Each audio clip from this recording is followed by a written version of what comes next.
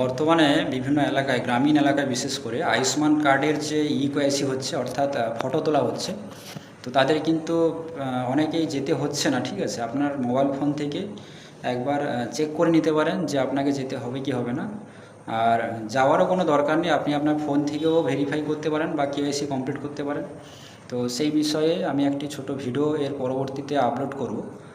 আর আজকে জাস্ট এইটুকু তথ্য দেওয়ার ছিল যে পথ থেকে যেতে হবে না, আপনি আপনার ফোন থেকে একবার দেখে নিন আপনার কেওয়াইসি করার প্রয়োজন আছে কিনা।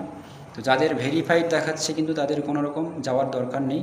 এখানে ইকেওয়াইসি স্ট্যাটাস যে অপশানটি আমাদের কলমটি রয়েছে, সেখানে যাদের যাদের এরকমই ভেরিফাইড দেখাচ্ছে তাদের কিন্তু কোনো রকম যেতে হচ্ছে না বা কোনো রকম কেওয়াইসি করতে হবে না। অটোমেটিক্যালি আমাদের কিছুদিনের পর স্টেট ভেরিফিকেশান কমপ্লিট হলে ডাউনলোডের অপশানটি চলে আসবে, অথবা আমাদের বাই পোস্ট অফিসে চলে আসবে কার্ডটি।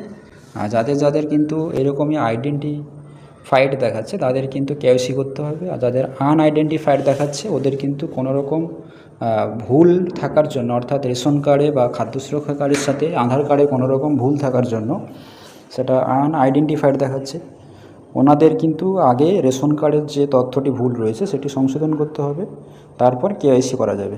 এই তথ্যটি সবাইকে বলার ছিল, অনেকের জানা ছিল না।